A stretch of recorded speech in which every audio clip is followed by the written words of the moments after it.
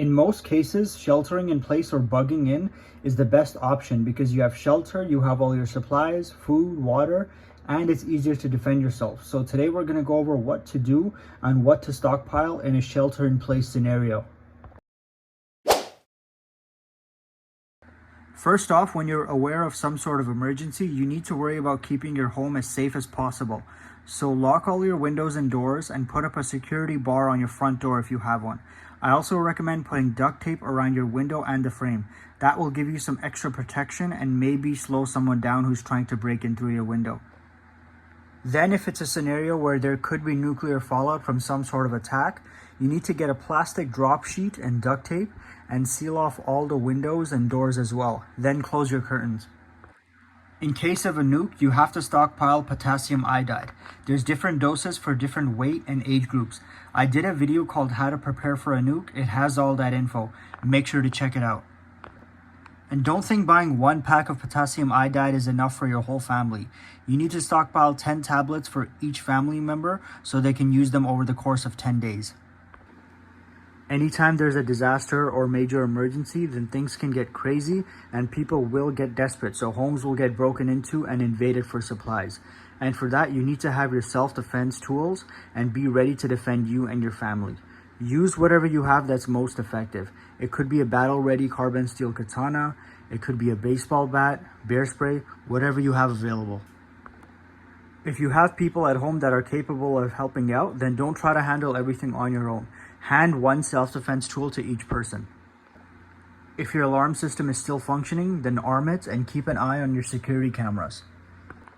Consider stockpiling body armor so you can put it on during high-risk situations. Try to get one for each family member. On the topic of safety, there could be a risk of fires, either something you do by mistake while having candles lit up, or it could be someone on the outside who does it on purpose to try and hurt you, or just to get you to come out of your home. So make sure to have at least one fire extinguisher in your home. I like to have one on each level. It may get to a point where the tap water stops running. So one of the first things you should do is fill up all your bottles, pots, pans, buckets, and your bathtubs with water so you have a decent water supply. Another thing you should try and do first is to charge all your devices before the power goes out. So your power banks, rechargeable flashlights, lanterns, generators, phones, and anything else. While your stove is still working, try and cook up all the foods that are likely to expire first and eat them or put them in containers for later. Once your stove and heating stops working, you have to rely on a propane stove for cooking and a propane heater for keeping warm.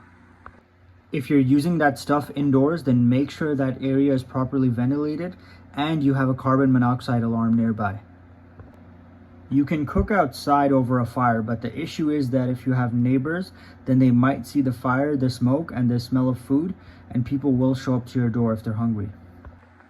I recommend stockpiling cases of water bottles and lots of food that's ready to eat, like emergency food rations, protein bars, canned foods, MREs, and even just food that's easy to prepare. If you have a baby, then stockpile baby formula, baby food, diapers, and everything else they need, because leaving your house probably won't be safe and the stores will probably either be closed or completely emptied out. There's a chance you could get sick, so keep medication like pain meds, cough syrup, fever reducers, a thermometer, and other common over-the-counter medication. If you have kids, then get the kids version of all your medication as well. If you don't already have a stockpile of antibiotics, then check out my link tree for that. In an emergency, the power could go out, so you need to stockpile flashlights, lanterns, candles, and matches. You should also have a NOAA radio so you can get live updates on what's going on. If your water isn't running and garbage trucks are no longer showing up, then you don't want to build up garbage and waste inside your house and risk everyone getting really sick. You'll have to bury it outside. You should have lots of disposable gloves and garbage bags for that purpose. For cleaning, you need things like Lysol sprays, Clorox wipes, multi-purpose cleaning liquids, dish soap, and other general cleaning supplies. You should stockpile soap bars and only use them if the water is still running or you have a large supply of it. If not, then stockpile baby wipes. They can keep you clean and you don't have to waste your water supply, which will probably be very limited. What are some general rules that people should follow in case of a bug-in or shelter-in scenario? And also, what should people stockpile? Let me know in the comments. Alright guys, that's it for today's video. Thanks for watching.